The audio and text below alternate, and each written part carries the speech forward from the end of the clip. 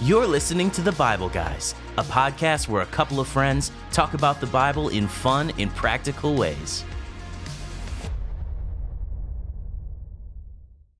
Good morning, good morning.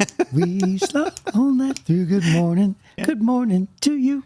You promised. I did. Look well, at this. I said I would try. You would try. I'm not sure there's a promise. Okay, there's not a promise. Yes, but good morning. And by the way, I just realized when I started singing, I had lost my voice last night. Oh. So that was a very bold attempt on Well, my you part. just nailed it right there. Let me tell you. It's like heaven's open and angels were singing. No. Oh, Just me. It's just me, Jeff. Oh, is it? Oh, okay. Hey, today Desiree wants us to do a draft list. So check this out. A draft. I like drafts. We're actually talking about Jesus riding into Jerusalem by mode of donkey. Oh. And so she says she wants us donkey. She wants us to do a draft list of our dream modes of transportation that you wish you can use daily. Yeah. And she says this can be anything from dream trucks to jetpacks to a horse. Yeah. So rock, paper, scissors for first place. Ready? One, two. Wait. It's 1, 2, 3, shoot. Yeah. 1, 2, 3, shoot. Oh, you got me. I got you. So he got rock, I did scissors. All right. So here's my You first. always beat me at rock, paper, scissors, by the way. I don't know why. Because you're good at it. Okay. Here's my first by far. Okay. It's Star Trek. It is it's transporter. You want transporter? I've wished ever since I've seen Star I was Trek. going to say mode of transportation, but it's right in the name. Transporter. Yes, that's right. Yeah, that's right. okay. So let me just throw this out there. Yeah, that'd be great. And that is, I think a lot of our life is spent wasted in transit. Oh, yeah? Right? And it's like, it doesn't have to be. Because it's all about the destination for you and not the journey. Well, especially if you're alone in your car, right? So it's like I get it. Like you can pray while you're driving. You can listen to podcasts. You can utilize the time. You can listen to music. You can digest and relax. You can make a phone call. Like you can do things for sure. But if it's never going to equal 100% of utilized time because we transit ourselves. It's just Star Trek would be ideal. Okay. Right? Okay. Hey, I want to go to Tokyo. I'll be back in 10 minutes. Yeah. Beam me up, Scotty. Yes. Only non Oh man. fans Well, I think you just won. to that. I think you won the draft. There's no more. No, there isn't. Okay. There isn't. I guess maybe so my favorite mode of transportation is a good pickup truck. It just is. Wow, you're going for just Yep, my favorite. That's my favorite. okay. So, but you already have a pickup truck. I know. It's just we're just drafting what's our favorite. Right? I want another one. So you're living out right now. I'm living my dream. Yeah, that's right. God's good to me. You're living out your ideal. I've learned to be thankful for the things God gave me. Yeah. Oh my goodness. Okay. Yeah. All right. Well, my next one is having the ability to fly. Well, that was going to be my next one. Okay. All right. So yeah. So outside of Star Trek, Okay. I wish I could fly places. That'd be great. Okay. I love motorcycles. Yeah. And especially like the adventure type motorcycles, the hybrid off-road touring motorcycles, not the big, Harleys and those kind of things. But Yeah. the other ones, I like those. All right. All right. They're fun. Love it. And just to be clear, you currently do not have one of those. I do not, no. Okay. But I love them. All right, my third one is also fantasy. My last two are impractical, but they're real. Okay. So my third one is Flash, having the ability to run places instantaneously. Mode of transportation, your own feet. Yeah, well, because again, it's about the quickness, and it's not a bad thing because people would say, "Oh, I'd be so tired," but he was never tired, right? Right. So if you had the ability to do that, you'd have this high metabolism. Yeah. You'd be able to do whatever you wanted to do. So I would love to be the Flash. That'd be great. Flash as in running. Let's be really clear on that. Yeah. Okay. Yeah. You don't want to be a flasher. That would be. Oh my goodness! I didn't say flasher. Okay, I just want to make sure. I don't want to. Remember The Office? Okay. For me, then I love being on the water. A good boat. Mm-hmm. Yeah. Yeah. That's good. Or a submarine. Can I choose a submarine instead? Sure. Okay. That's what I want. I want a Okay. submarine. All right. Yeah. So Like a personal submarine. I'm going to go with private plane. Oh, so, nice. And I don't mean like private jet. I just mean like it's fine. Any type of private plane will do. Right, a little 2-seater, like even one of those, right? Yeah. But somebody's saying, hey, you don't have to pay or experience Spirit like I just did, by the way. Spirit Airlines. Spirit Airlines, which was my worst experience. Have you ever flown a plane? Have you ever been behind the wheel? I've taken the wheel of a plane. Yeah. Right. And so, hey, the wheel is yours. The wheel is mine. I've done that for just a very short while. Yeah. But it freaked me out. It's fun. Yeah. It's fun. Yeah. I kept flying a little sideways. I was having the wind was blowing goofy. And so I was kind of leaning into it and I kept turning it a little too sideways, but it's fun. I love it. Yeah, that's What's your fourth one? My fourth one. Oh my goodness, I don't know. Oh, I know the big safari trucks that we drive in Kenya. Oh yeah, yeah, those big Toyotas. Yeah, you can do anything. Man alive, they're just beasts. Yeah, and when you're traveling in some place like Kenya, like literally, you're thinking this is not a road. Yeah, and not only that, but there's no vehicle made in America that's going to get over this. So we literally in 2012, my driver came to me and said today's going to be a rough drive, and we were 15 hours from city, and we drove through the mountains because it was 2 hours shorter than to drive around the mountains. Right. But there was no road. We just drove on animal trails and riverbeds, up through the mountains and down the other side with this truck. And I'm like, I got to get one of these. Did you get motion sickness? No, I don't get motion sickness. So. I envy you. It was crazy. It was nuts. And then the last one is a limo driver always waiting for me. Right? So, right? Yeah. So, like, you see these movies where important people, they walk out of a building and the car is just there. And not only they're so used to it, they don't even look up. They're on their phone. Right. And they just get right in and then they go and they get dropped off. And then the person's always waiting for them. Oh, wow. And I thought to myself, that'd be nice. Well, yeah, that's nice. So my last one to finish it up is a simple one. I want an electric bicycle. Oh, yeah. Yeah, like the fat tired electric bicycles. Specifically the Rad Power bikes. I love those. They're like $2,000, so I'm not buying one anytime soon. But I got to ride those out in Huntington Beach and love it. Yeah, it's just so much torque. They're amazing. It just goes. Yeah, it's a lot of fun. That's very cool. All right, well, there it is. Desiree, there's our draft list. Okay, I almost chose an X-Wing fighter. Wow. Now, see, that would have been a lot better than your current pickup truck, honestly. No, I like it. Your other ones were good, but I gotta be honest, that was hilarious. I love pickup trucks. It's hilarious. Yep. I need a new one. All right, Jeff, take us away, buddy. Okay. So today, this passage or this story is in all four Gospels. So this is a rare moment where we get to read it in all four. So there'll be some repetition, but there'll also be different details in each one. So let's just jump right into it. This is Jesus riding into Jerusalem on a donkey. This is what we celebrate Palm Sunday. Yes. This is the celebration of that. This is a Palm Sunday message. So Matthew chapter 21, verses 1 through 11, it says, as Jesus and the disciples approached Jerusalem, they came to the town of Bethpage on the Mount of Olives. Jesus sent two of them on ahead. Go into the village over there, he said, and as soon as you enter it, you'll see a donkey tied there with its colt beside it. Untie them and bring them to me. If anyone asks, what are you doing? Just say, the Lord needs them, and he'll immediately let you take them. This took place to fulfill the prophecy that said, tell the people of Jerusalem, look, your king is coming to you. He is humble, riding on a donkey's colt. The two disciples did as Jesus commanded, and they brought the donkey and the colt to him and threw their garments over the colt, and he sat on it. Most of the crowd spread their garments on the road ahead of him, and others cut branches from the trees and spread them on the road.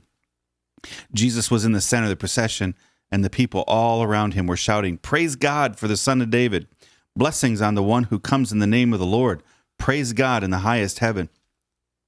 The entire city of Jerusalem was in an uproar as he entered. Who is this? They asked. And the crowds replied, it's Jesus, the prophet from Nazareth in Galilee. As Jesus and his disciples approached Jerusalem, they came to the towns. Oh, this is Mark chapter 11. I'm sorry. Yeah, I was just going to say, boy, this sounds like what he just did. Mark chapter 11, verse 1 says, as Jesus and his disciples approached Jerusalem, they came to the towns of Bethphage and Bethany on the Mount of Olives. Jesus, sent two of them on ahead. Go into that village over there, he told them, and as soon as you enter it, you'll see a young donkey tied there that no one has ever ridden. Untie it and bring it here. If anyone asks, what are you doing? Just say, the Lord needs it, and we'll return it soon. The two disciples left and found the colt standing in the street, tied outside the front door. As they were untying it, some bystanders demanded, what are you doing untying that colt? And they said, what Jesus had told them to say and that they were permitted to take it. Then they brought the colt to Jesus and threw their garments over it, and he sat on it. Many in the crowd spread their garments on the road ahead of him, and others spread leafy branches they had cut in the fields. And Jesus was in the center of the procession, and the people all around him were shouting, "Praise God! Blessings on the one who comes in the name of the Lord! Blessings on the coming kingdom of our ancestor David! Praise God in the highest heaven!" So Jesus came to Jerusalem and went into the temple. After looking around carefully at everything, he left because it was late in the afternoon, and then he returned to Bethany with 12 disciples. Luke chapter 19, verse 28 says, "After telling this story, Jesus went on toward Jerusalem, walking ahead of his disciples. And as he came to the towns of Bethpage and Bethany on the Mount of Olives, he sent 2 disciples ahead. 'Go into that village over there,' he told them, 'and as you enter it, you will see a young donkey tied there that no one has ever ridden. Untie it and bring it here. If anyone asks, 'Why are you untying that colt?' just say, 'The Lord needs it.'" So they went and found the colt, just as Jesus had said. Sure enough, as they were untying it, the owners asked them, "Why are you untying that colt?" And the disciples simply replied, "The Lord needs it." And so they brought the colt to Jesus and threw their garments over it for him to ride on. As he rode along, the crowds spread out their garments on the road ahead of him. And when he reached the place where the road started down the Mount of Olives, all of his followers began to shout and sing as they walked along, praising God for all the wonderful miracles they had seen. "Blessings on the King who comes in the name of the Lord, peace in heaven and glory in the highest heaven." But some of the Pharisees among the crowd said, "Teacher, rebuke your followers for saying things like that." And he replied, "If they kept quiet, the stones along the road would burst into cheers." And then in John chapter 12, verse 12, it says, "The next day, the news that Jesus was on the way to Jerusalem swept through the city. A large crowd of Passover visitors took palm branches and went down the road to meet him, and they shouted, 'Praise God! Blessings on the one who comes in the name of the Lord! Hail to the King of Israel!' Jesus found a young donkey and rode on it, fulfilling the prophecy that said, 'Don't be afraid, people of Jerusalem. Look, your king is coming, riding on a donkey's colt.'" His disciples didn't understand at the time that this was a fulfillment of prophecy, but after Jesus entered into his glory, they remembered what had happened and realized that these things had been written about him. Many in the crowd had seen Jesus call Lazarus from the tomb, raising him from the dead, and they were telling others about it, and that was the reason so many went out to meet him, because they had heard about this miraculous sign. Then the Pharisees said to each other, "There's nothing we can do. Look, everyone has gone after him." There you go. Yeah, and you know what? That is a significant story, and yet it seems like on the surface there's not much happening. Yeah. But there's a whole lot happening. And there's a lot of different things, and each of the books covers different elements of it. Yeah. Yeah. Well, I love the fact that Matthew says that there was a donkey and a donkey's colt. And he said, "Bring them to me." Right. And the others just mentioned the colt. Right. Right. Right. So obviously there was 2. And and by the way, I did a message one time. I think I titled it back when I was a youth pastor with high school students. I think I said I titled it like that one guy who said it's okay or something like that. But anyway, it was about the nameless guy who is the owner of the cult. Yeah. And who, as soon as he hears the phrase, "The Lord needs it," he goes, "Oh, yeah. Well, you know what? Okay, go ahead." Yeah. Right? Like that guy. Yeah. Like, hey, I'm pretty thankful for that guy. Right. Right? I mean, like, Yeah, it's not going to work if I go to my neighbor's house and just hop in his car and start pulling. "Oh, don't worry about it. My wife needs it." Right. Right. Don't worry about it. Chris Zarbon needs it. Right. Oh, yeah. Go ahead. Just bring it back. Yeah. So I've often wondered, I don't know if your brain works like this, but I've often wondered, like, okay, did God use his magic God powers to make sure that guy was like in a trance who said, "Yes, you may have my colt. Yeah, these aren't the droids you're looking for." Yeah. Or I'd like to think something different. I'd like to think that Jesus knew that there was a man who would respond and who had heard about the Lord and who had said, "Well, goodness, if it's the Lord, then go ahead and take it." Yeah. Right. And that's how I choose to think about this guy. Right. Right. And Jesus knew it. Right. And which, by the way, just shows his omniscience and it shows his power and all that stuff. Right. And so I just think that that's super cool that guy is nameless and he is a part of a huge prophecy. Yeah. Right. Prophecy for hundreds of years. Think about the paramount importance of us, even thinking about this guy. Here it is 2,000 years later. Yeah. And yet he's just this nameless guy who was willing to say, okay. Yeah. It also could have just been the fact that Jesus was often in Bethany and Bethpage, and he might have known the livery owner, the guy who owned the stocks. Yeah, yeah. And it could have been but so then he that would have hey, said Jesus Bill. needed it. He would have said, "Go talk to Bill." Well, unless they don't know who Bill is, right? Just go get the donkey, and if anybody says anything, tell him I need it. And then the guy goes, "Oh, well, Jesus needs it. He's always here." Thanks for taking the fun out of that. Because that would be a very practical, very practical, and sure. feasible explanation. Sure. So it could be any one of those three things. Yes, right? it could be. So I was just throwing it out there that it could have just been that he knew the guy. And, it could be. That was it. But they're having a party. This is, so it's taken us a long time to go through all these little events. But John tells us these crowds are gathering because just recently Lazarus has been raised from the dead. Right. Right? Right. So this whole thing of Simon, the former leper, Mary, Martha, and Lazarus all having dinner with Jesus, her pouring out, that could have been a day or two after Jesus raises Lazarus from the dead. Right. Well, it would have taken probably a long time for people to hear the news. Well, Lazarus was like, dude, let's eat. I haven't eaten in days. Yeah, right. Or maybe he was having feasts in heaven. There you go. Yeah, maybe. Yeah. So anyways, this is all really close for them. So the word gets out, and you can just imagine if somebody raised somebody from the dead in your neighborhood, you go check it out. As soon as word got to you, you go see, right? So these people start gathering, and it's not far from Jerusalem. You've been there on the Mount of Olives. It's from the top of the Mount of Olives over to the eastern gates, probably only a mile across, right? It doesn't look very And you're far. looking directly at it, right? So it's a steep hill down from the Mount of Olives down into Gethsemane, and then back up the hill the other way. And Now, when you guys were there, did you walk the road? Yeah, walks down the road down to the. There's a chapel there about halfway down, and then there's a church at the bottom in Gethsemane. We walk through the gardens there. Yeah, isn't that amazing? It's a beautiful, So it says that they all gather around him and they begin going down the hill. It actually says that, right? So it's describing for you, Bethany is on the other side of the Mount of Olives. There's some little village here that he sent people to go get these donkeys. And then I think it's really interesting because this is a prophecy. It says it's fulfilling prophecy. It's Zechariah 9:9, which says, your king is going to ride in. Let me read the prophecy. I have it here. It says, look, your king is coming to you. He is righteous and victorious, yet he is humble, riding on a donkey's colt. So depending on how you take that, is he riding on the donkey or is he riding on the colt? So it's really interesting that Matthew includes both. He brought the mother and the colt. Right?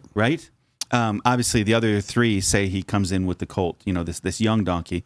But Matthew covers both because that's what the prophecy said, was that it was both. Right. And so Jesus went and had them go get both. And it could have been that maybe he rode both at two different times. Mm-hmm. Or maybe when it said riding on a donkey, maybe it was just the donkey's colt, but you can call a donkey's colt a donkey. Right. Right? Yeah. So think about the fact that you're like, well, he's on a horse. Well, it's a young horse. Mm-hmm. You don't have to say young horse every time, right? Yeah. So either way, it's a horse. Mm-hmm. So it's the same thing. Yep. So it could be that he was just riding on a donkey, which is why I think the other interpretations just say he came in riding on the colt. Right. Yep. But clearly, though, there was two animals there. Yes. Right. So this is Sunday. Yep. The week that Jesus would be crucified. Yep. 1 week later, he's going to rise from the dead. Mm-hmm. Right. So we are entering now the last 6 days, or the last 4 days of Jesus' life, mm-hmm. and then he's going to die, be in the tomb, and then come back out on Easter Sunday. So this is the Passover weekend. It's incredibly important to understand the Passover, which I guess we'll probably talk about at the Last Supper. But Passover represented the fact that the people were in slavery and that God set them free. And then the Passover meal, which we'll talk about when we talk about the Lord's Supper, represented very specific elements, right? But Jesus coming in, one of the elements of the Passover is that the lamb would have its blood shed, so that when the death angel came or whatever, I'll pass over you. When I see the blood, I'll pass over you. Mm-hmm. So this is what Jesus is doing. The timing is incredibly important. So you know how for the last couple of weeks we've been reading, and Jesus is kind of hovering around Jerusalem. He's in Bethany. He goes down to Jericho. He's hanging around there. Then he comes back up, and he's back in Bethany again. He's moving around. He's not going back into Jerusalem because this was so important that he arrived at the beginning of Passover. Right. So he comes in the gates on Sunday, and the people are shouting, Hosanna, which means save us now. They're celebrating him as the king. And this is, he's got a big fan base at this point, and it's intimidating the Pharisees. Yeah. Yeah. So for our listeners who may not know, the Passover, the original Passover, the blood on the doorpost and everything else, that's referring to Moses delivering the children of Israel out of the bondage of slavery, right, hundreds of years before, right? Yep. And we believe that was a significant event. In fact, a lot of the things that the children of Israel would do in the Old Testament, God would use as a word picture, and this was definitely one of them. And so think about how long this ride into Jerusalem on this very day for the Passover was put into motion. Yeah. Right. Yeah. So, think about the significance of that. Yeah. So, and the reason why, by the way, that they're even gathered at the Passover was to celebrate that event with Moses. Yeah. Right. So it's like that connection can't be talked about enough. And yet, if you know of a Jewish person, for instance, who is of Jewish faith, they of course don't ascribe that Jesus is the Messiah. And they would still observe Passover, right? And then there's the traditional Passover meals with different traditions happening in the meal. And I don't know if you've ever seen this, but have you ever seen somebody coming from the organization like organization called Jews for Jesus? Yeah. Mm-hmm. Have you ever seen that? Yeah, or doing the Seder meals and all of those. Yeah. And so somebody who our interns just did that. Just did one of those meals. Oh, really? Yeah. Bernie took them. He's our leader of our intern program at Heritage Church. Oh, that's cool. Yeah, they all went and experienced. Did Bernie do the meal with them or for them? Yeah, he got trained on how to do it from some of the rabbis that wow. do those things. Yeah, that's really cool. Yeah. And so if you've ever seen that, that's a person who believes that Jesus came, and is the Messiah, right? And then and he is able to fulfill every aspect of it. So when you see it, it's really cool. Yeah. So we'll unpack more of those elements when we get to the Last Supper, which is coming shortly. But in this one, the big one was Jesus comes in at the most strategic time, at the very beginning of this week-long Passover celebration, and he comes in and he purposely chooses to come in on this donkey. Mm-hmm. Which the people knew then that he's purposely declaring that he's the king. Right. And so they celebrate, woo-hoo, he's the king. He just raised a guy from the dead. Clearly he's the king. Right. Yeah, he's the king. And they believe he's invading Jerusalem. Right? We don't know how this is going to go down, but he's got the power. He's finally here. Yeah, and a few days later when he doesn't deliver on what he wants, these same people turn against him and want him killed. Right. Right? So not everybody who cheers, yay, Jesus, is truly a follower, right? And the difference would be, what is their motivation? So we talked about this yesterday with Judas. His motivation was he wanted Jesus to fulfill his dreams rather than allowing his will to align with God's will. And it's the same thing here. These people were willing to celebrate Jesus while he was on the verge of giving them what they wanted. But then when they didn't get what they wanted, they turned against him. And I think that it's fair for us to check our motives as to why we're coming to God all the time.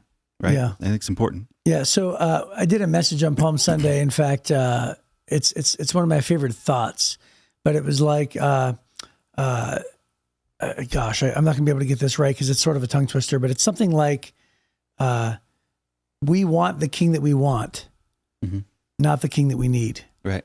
But the king that we need is the king who is, or something like that. Right. Yeah. It's something like that. Where it's a little bit of a tongue twister kind of a thought, but it's sort of like representative of everything. Who is the king we need, probably. Yeah, something like that. Yeah. Mm-hmm. But the king who is the king we need. Yeah, that's probably it. Yeah. But it's exactly what you just said, which is they were wanting Jesus to do something, and so something for them. And by the way, when they threw down their palm branches. Right, that's the reason why we do palms on Sunday. Right. They threw down their palm branches, and it says they also threw down their garments. On the road. Yeah. And that'd be equivalent to like us rolling out a red carpet. Right. Yeah. Exactly the same. So Jesus taught us to pray, "Your kingdom come," and they are praying, or they are shouting, "Our kingdom is coming. Our kingdom is coming." Right. So if we want to really align with what Jesus is desiring, it's "Your kingdom come and Your will be done in my life and on earth as it is in heaven." Right. And this is why the people get frustrated, is because they thought it was all about them. It's not. So, that's great. Yeah. Well, hey, that is our time. And so we will see you next time on the Bible Guys.